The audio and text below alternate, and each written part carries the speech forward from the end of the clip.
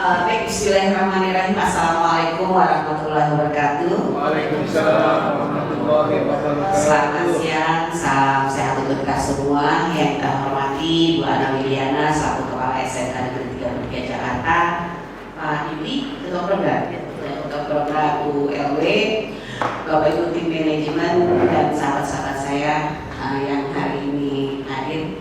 Tinggal siapa ya Bu? Bisa itu jadi dia berada. Ya, alhamdulillah puji syukur kita panjatkan kehadirat Allah Subhanahu wa taala atas rahmat dan hidayahnya.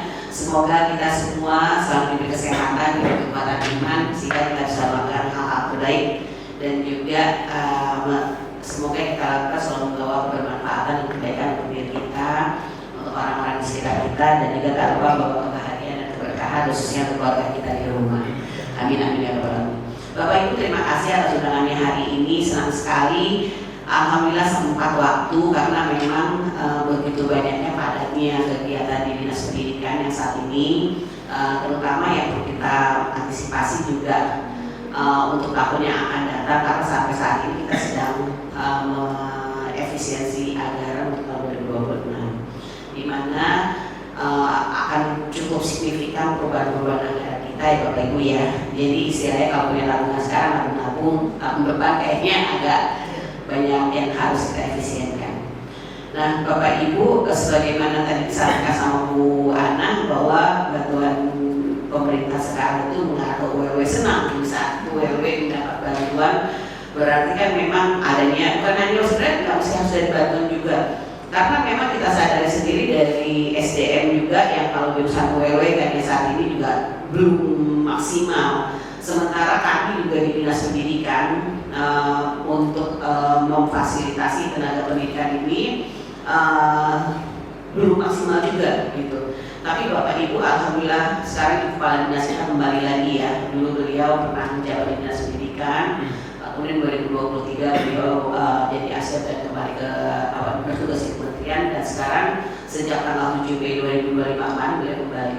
Dan beliau itu sudah memahami kebutuhan kita, dan saat ini sedang ditata gitu guru-guru kita, terutama kami juga dari bidang SMK menyampaikan bahwa available untuk guru kita itu bukan guru normatif adaptif, tapi memang guru produktif yang mungkin tahun 2026 akan jadi bom waktu kita, bahwa guru-guru itu udah habis, sudah banyak yang pensiun.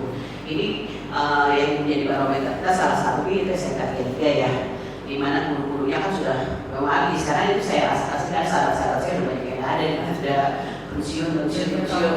Nah itu udah ini yang masih awet pasti Pak Edi pagi nanti yang Nah Bapak Ibu, kalau melihat hal tersebut ini mungkin poin utama di saat tidak ada guru mata pelajaran ataupun bidang kompetensi keahliannya. Kebetulan saya kemarin jadi tim selama 1 tahun bersama dengan BKD Badan Kepegawaian Daerah di Balai Kota menyusun tentang kepegawaian non ASN untuk BLUD. Nanti memang ke depan di SMK BLUD itu hanya ada PNS dan P3K. Kalau kakaknya masih ada guru. Masih ada ya. Nah, nanti bagaimana? Apakah nanti di P3K kah ataukah memang harus nah, kemudian bagaimana apabila tidak ada? Nah, nanti salah satu belanja pegawai yang BLUD itu tidak hanya untuk tenaga administrasi, akan diberikan kalau pergubnya nanti jadi Bapak Ibu ya, salah satu itu kesempatan untuk meng-hire guru tapi namanya guru BLUD gitu. Jadi dengan anggaran BLUD, bukan honor. Jadi karena di sekolah itu gak ada honor, adanya PJLP namanya PJLP. Jadi hanya ada PNS, ASN dengan P3K dan PJLP. KKI-nya tidak ada, gitu. Nah ini yang mungkin nanti jadi salah satu solusi juga, tapi dengan catatan pendapatan BLUD-nya harus ditingkatkan gitu. Kedua Bapak Ibu, kalau menunggu dari Dinas Pendidikan sendiri untuk tenaga pendidikan atau guru, ini mungkin agak lama, sementara kita butuhnya sekarang.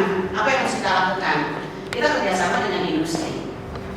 Industri itu sekarang udah aware karena industri itu sudah dicoret langsung sama Bapak Gubernur kita, dan juga kita kerjasama dengan Dinas Tenaga Kerja, Dinas PPK UKM juga, Dinas Perindustrian, di mana peran industri diharapkan maksimal, khususnya industri-industri yang ada di DKI Jakarta fokus kepada sekolah-sekolah yang ada di DKI Jakarta. Nah, hal ini merupakan satu peluang kita bahwa di DKI Jakarta itu industri itu paling banyak. Industri itu paling banyak di DKI Jakarta.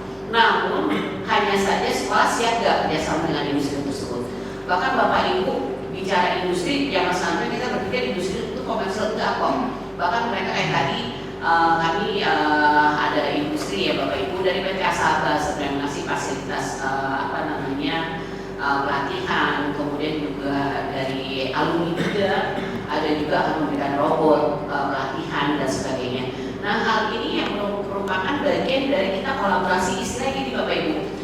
Apalagi tahun depan nanti banyak anggaran yang diefisienkan karena anggaran dari pusat ke pemerintah daerah kita pun udah dipotong itu mulai tahun depan 2026. Itu bukan hanya DKI Jakarta, seluruh Indonesia yang saat ini lagi pada heboh ya para gubernur-gubernur di daerah karena pemangkasan anggaran tahun depan.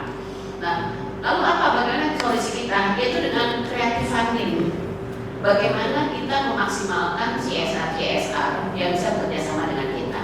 Nah, Bapak Ibu bicara hal tersebut, otomatis kita di sekolah enggak, kalau dibilang harus berdaya, ya saya yakin dengan Pak Yudi, Bu Marta dan Pak Edi yang coba guru PW bertiga, kelasnya banyak, anaknya banyak, muridnya banyak, dan dari dulu pasti kemampuan kita akan selalu kurang gitu kalau bicara tentang pemberdayaan kita di sekolah. Kalau bicara guru saja, lalu bagaimana kita kreatif fundingnya itu, yaitu kita bekerjasama dengan industri yang tadi pun saya dihubungi tadi barusan sama Dinas Parekraf akan ada tour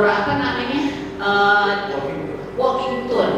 Ini bisa dijadikan bagian dari praktik. Kemudian Bapak Ibu tour selama masih di DKI Jakarta, transportasinya itu Bapak Ibu bisa hubungi mobil sekolah, itu available, nggak berbayar. Itu udah linknya difasilitasi. Jadi Bapak Ibu jangan berpikir gimana, apalagi kalau anak-anak kita banyak yang dapat KJP. Anak-anak kita yang dapat KJP ini terfasilitasi mau ke Ancol berkali-kali, bukan setahun sekali, berkali-kali boleh. Terus museum-museum itu nggak berbayar. Dan apalagi kalau nanti dari KJP termasuk transportasi Bapak Ibu ya, yang ini kita kartu kita ini semua nggak hanya Transjakarta, tidak hanya jadi kota, tapi bisa juga MRT dan LRT free. Kalau Bapak Ibu urus yang terbaru, kalau belakangnya masih merah ke kita, ini baru Transjakarta langsung ada Tigo. Tapi yang sekarang itu putih dan terbaru. Kalau urusannya di Bank DKI ada putih, itu bebas LRT, MRT, Transjakarta semua terfasilitasi Bapak Ibu bisa. Nah, begitu juga anak-anak kita yang KJP. Nah, Bapak Ibu, hal-hal ini yang namanya kita kreatif dalam pendanaan. Jadi kalau hanya mengandalkan bantuan, ya kalau alhamdulillah kalau dapat SK kan nggak selamanya. Terus bagaimana solusinya? Bapak Ibu dalam memberikan pengalaman nggak mesti harus keluar kota. Misalnya Bapak Ibu mau ingin anak-anak paham tentang urban farming, aja ke SMK 63. Itu welcome sekali SMK 63. Karena kenapa kita perlunya anak-anak kita, apalagi ada jurusan boga paham urban farming. Yang saat ini kita ada 3 sekolah yang jadi piloting kantin sehat, yaitu SMK 63 dan 57 dan SMA Semanggiang Muhammad Husni Abdin. Ini dijadikan piloting untuk kantin sehat. Kantin sehat, bicara kantin sehat bukan sekedar kantin, tapi di sana ada kreativitas siswa. Kenapa anak-anak kita harus paham urban farming? Bapak Ibu bukan manfaatnya bukan untuk saat ini atau anak dulu saja. Urban farming akan bekal kita kepada anak-anak kita untuk masa depan dia. anak-anak belajar bagaimana bercocok tanam dengan lahan sempit yang ada, dengan sebidang tanah kotak yang ada, tapi atau dengan gaya nanti vertikal ya, yang vertikal dan tanaman-tanaman mungkin dengan rumahnya yang sempit, tapi dia bisa bercocok tanam. Ini perlu ilmunya.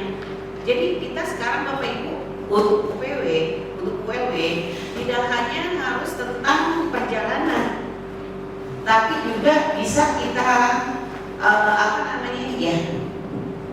bisa kita memberikan pelatihan atau belajar di urban farming, begitu. Ayo kita create untuk jurusan ULW ini. Kenapa? Inilah yang saat ini nanti akan dijadikan misalnya ikon dengan ke SMK 33 jurusan ULW, tapi anak-anak ULW-nya paham tentang urban farming.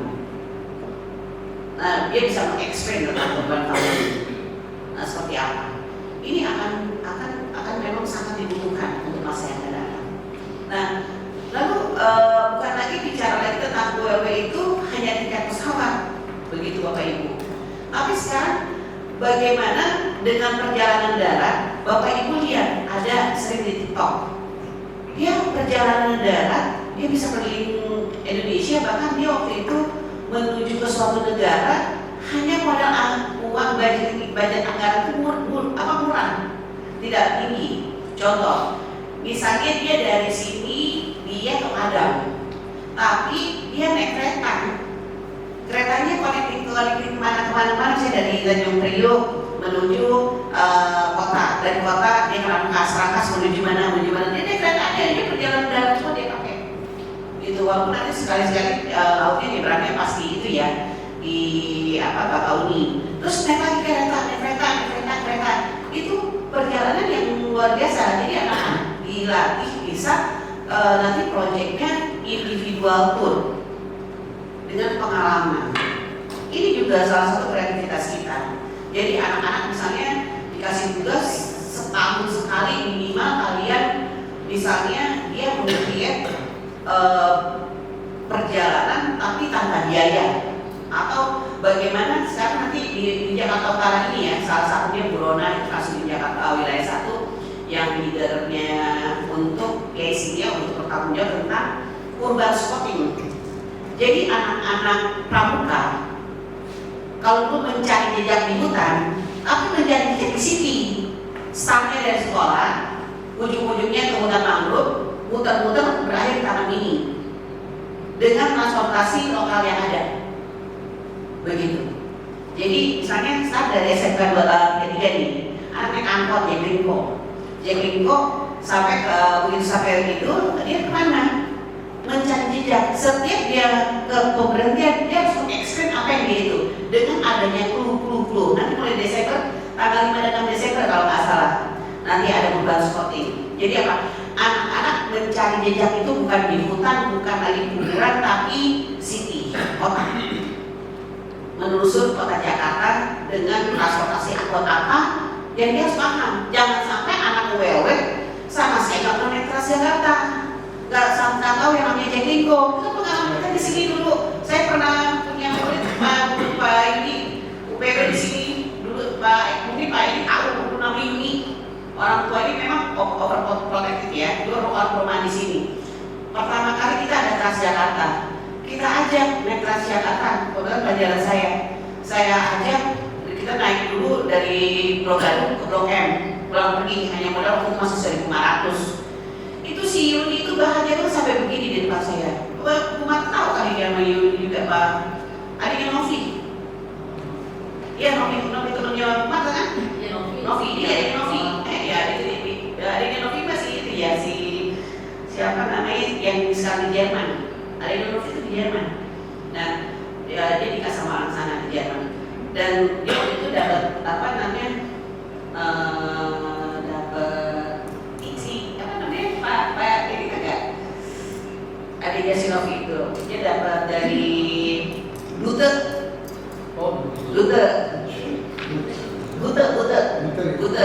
Jadi dia udah kuliah di Trisakti. Nah, dia belajar bahasa Jerman, dia dapat parents dapat itu ya orang tua asuh di Jerman. Akhirnya pada Jerman berapa? Yang angkatannya si Bernadette segala, tetap itu orang-orang di Jerman tuh. Si Ika, adiknya Novi, Ika, temennya Bu Marta. Novi kakaknya, adik si Ika. Ya, itu. Iya, itu pada di Jerman semua anak-anak itu. Jadi tadinya itu anak-anak naik angkot nggak pernah naik bus, nggak pernah tahu. Sampai begitu kita ajak sampai dia bilang, aduh bahagia sekali aku hari ini, kenapa aku akhirnya merasa di bis coba. Karena dia tinggal di perumahan, biasa diajarin papanya naik mobil segala apa begitu. Nah ini kan merupakan suatu hal yang mungkin kita bisa gali, gitu. Jadi bapak ibu bisa aja guru pemandu wisata yang tidak hanya harus menggunakan transportasi. Kalau saya bapak ibu betul aja dulu itu tadi Pak Edi. Kalau anak-anak itu kalau jaga saya, lu mau mana bangsa ya bagi saya? Lu mau mana? Hari ini kita jalan kaki jalan kaki dari sini ke PSK. Jalan kaki ke PSK, jalan kaki. Panas, jangan selesai kayak kita keluar. Terus kadang-kadang ke mall mana? Arta Gading. Nah, anak-anak dulu punya yang border kecil. Jadi saya bawa ke Arta Gading di jam 11. Mereka pokoknya apa yang mereka lihat, mereka cerita. Saya mau melatih anak-anak belajar cerita. Kan ada yang malu-malu, ada yang kalem-kalem, yang berani mesti cerita di mereka rekam. Ya kayak dia, dulu saya sampai punya tugas itu, mereka tugas bulanan, tugas semesteran. Itu wawancara dengan gue ya. Kayak saya kasih tugas anak-anak itu kalau satu kali wawancara sejarah 7, 2 kali wawancara 8, 3 kali wawancara 9. Begitu dulu saya kasih. Terus itu apa? Sebenarnya Bapak Ibu bagaimana kita meng-create tugas kita yang nggak mesti harus deep learning itu. Kalau bicara tentang ULB itu udah deep banget, karena kita udah bukan lagi kita hanya sekedar teori, bukan lagi kita sekedar yang penting mereka paham, mengulang, praktek selesai. Enggak, tapi mereka tuh pengalaman. Kenapa kita seringnya perlunya keluar dulu outing ya, kita ke Bali. Selalu kita ke Bali, selalu tanya kenapa kita sering ke Bali. Karena setiap singkat almarhum teman saya sahabat kita ya Pak Tata selalu bilang setiap perjalanan itu kita punya sense tersendiri dan beda-beda. Walaupun tiap tahun kita ke Bali, gitu. Jadi ada sense-nya, gitu. Jadi Bapak Ibu tidak ada istilah kalau misalnya kalian heboh nggak boleh keluar kota segala apa. Bagaimana Bapak Ibu meng-create ya? Kita juga nggak mau membatasi ruang gerak Bapak Ibu sebagai guru.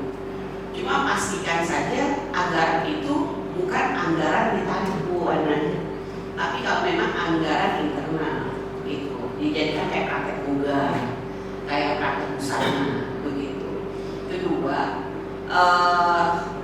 tidak harus beramai-ramai satu kelas berangkat. Mungkin satu kelas bagi 3 shift. Mereka individual tour misalnya ber-7, ber-5 ke Bali, kenapa enggak? ber-7 begitu. Nah, karena memang kan dulu kan terindikasi kalau anak-anak jalan itu ya kita membiayai mereka, membiayai kita ya gitu. Nah, karena presiden berjalannya regulasi dan regulasi nggak ada sih, cuma istilahnya pendapat masyarakat di mana sehingga tuh perjalanan itu selalu dijadikan ajang kesempatan. Nah, ini Bapak maksud saya gini, jurusan ULB memang bidangnya gitu. Nah, sekarang Bapak Ibu tidak hanya Bapak Ibu yang harus bergerak kerjasama sama dinas-dinas. Kayak sekarang kan tadi barusan yang menghubungi saya adalah dari dinas Parekraf ya, dia tentang walking tour. Bu Eri tolong dipilihin kapan waktunya berapa, itu apa kita manfaatkan begitu. Momen misalnya kita kan ada kelas industri sama Ancol gitu ya sebenarnya. Kenapa Ancol itu kita bikin kelas industri, saya duduk bareng dengan Ancol agar kita nggak harus 1 semester, anytime anak-anak kita selalu ada di Ancol dan itu sepanjang tahun ada. Bagaimana Bapak Ibu belajarnya? Nah, kan kalau saya kelas industri itu kan ada seminggu di sekolah, seminggu di hotel, seminggu di sekolah, seminggu di Ancol. Boleh, seminggu di. Selama Bapak Ibu bawa payung hukumnya kelas industri, clear, nggak ada masalah. Yang nggak boleh itu istilahnya PKL misalnya 6 bulan. Bukan nggak boleh sih sebenarnya, kan kita udah inginnya tuh PKL itu di semester 6 semua, agar di semester 5 selesai, dan di semester 1 apabila anak direkrut sama perusahaan langsung kita rilis begitu. Kemudian misalnya anak-anak kita yang ke Jepang di semester 6 tidak perlu lagi PKL, fokus aja belajar bahasa Jepang sampai dapatnya M4 begitu, karena kan dia akan bekerja di Jepang. Ada yang mau Jepang? Belum ada. Jadi sampaikan ke anak-anak kalau misalnya nanti ada anak yang mau ke Jepang, ini kan juga udah harus satu sana, nggak harus satu juga. Anak PW juga boleh mau ke Jepang. Ada kan anak perhotelan juga bisa juga. Orang nanti juga diajarin kok skillnya, misalnya dia jadi waiter, begitu diajarin juga. Kalau memang anak-anak kita mau silakan. Nah Bapak Ibu untuk travel kemarin dari tiga-tiga ada yang hadir nggak yang di hotel Siko yang di belakang di Taman City. Tadi bilang ya, di grup ada. Nah itu ditawarin tuh. Nah Bapak Ibu saat dihadiri oleh Aita. Jadi Direktur Aita, ada beberapa travel pusat saya hadir, dan juga teman-teman UPW tuh yang hadir. Disampaikan kan ada paparan tentang kapal pesiar. Ada peluang kapal pesiar untuk anak UPW, untuk anak ULW, di mana anak ULW sebagai tour leader, tour conductor.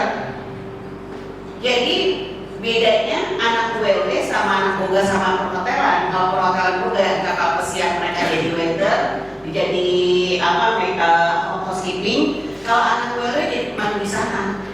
Pemandu wisatanya di mana kapal itu kan banyak yang bergerak dari sini kemana sebagai tour leader.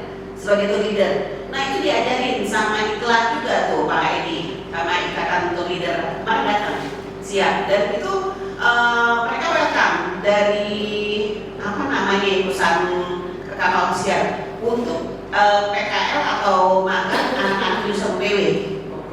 Terus ya kapal pesiar. Jadi tapi posisinya dia sebagai pemandu. Karena gini loh, ternyata di kapal pesiar itu disampaikan kemarin itu di kapal pesiar itu kan ada orang yang berangkat harus ada leadernya kan. Nah kalau dia individual tuh tanpa ada pemandunya, itu banyak yang mereka tuh over budget ternyata di kapal pesiar itu. Ya kalau yang uangnya banyak uang sih aman-aman aja ya. Tapi begitu dia punya tour leader, lebih hemat, hampir 50% hematnya. Karena dia jelas, hari ini program apa, kemana dari situ saya ke Labuan Bajo. Nah nanti di Labuan Bajo apa aja kegiatannya, sampai dia balik lagi ke Jakarta. Itu kan hanya luar negeri, dalam negeri juga ada, begitu. Dan itu momennya anak PW juga ternyata ULW, jadi bisa. Jadi nggak hanya PKL-nya tuh selalu travel sama museum, terus juga bisa ditawarkan kemarin PKL anak-anak bahkan terjadi juga. Jadi begitu kita lihat ternyata banyak kesempatan-kesempatan. Dan waktu saya ke Labuan Bajo itu ternyata yang kan kalau di Labuan Bajo itu kan kita naik perahu pinisi ya. Kita 3 hari 2 malam nginep di kapal itu kita hanya di kapal, bukan paket yang pakai di hotel. Kita hanya nginep di kapal, begitu arrival di bandara kita langsung ke pelabuhan, naik kapal 3 hari 2 malam. Saya tanya di situ ada anak-anak siapa? Anak-anak SMK Kupang itu PKL jadi kepada kita. Nanti dari kemana-mana. Sampai kita kan hidup di kapal itu ya. Terus nanti kita besok kemana? Oh nanti kita ke Pulau Tidar, nanti ke sendiri. Mereka dijelasin. Dan itu anak-anak UPW. Begitu. Jadi di kapal polisi itu aja ada anak-anak UPW-nya, ada anak-anak UPW. Jadi sebenarnya peluangnya ada. Dan PKL Bapak Ibu di saat ini kami mendata untuk PKA ya, untuk tes kompetensi akademik yang nanti dilaksanakan di 1 November nanti. Ternyata begitu kami datang, Bapak Ibu tahu nggak? Tapi teman-teman SMK swasta, dia punya murid ada yang PKL sampai ke Maluku Utara, ada yang di mana-mana. Sampai kami diminta sama provinsi yang anak-anak itu mau numpang untuk tes PKA kan. Kalau kami kan di situ banyak ada sekolah-sekolah kita juga ditumpangi dari provinsi lain untuk join tes PKA ini, misalnya di SMK 3 gitu kan, yang terdekat dan tiga-tiga. Makanya SMK tiga-tiga. Tapi kalau kami nggak minta surat, tapi mereka minta surat. Begitu kami data dari sistem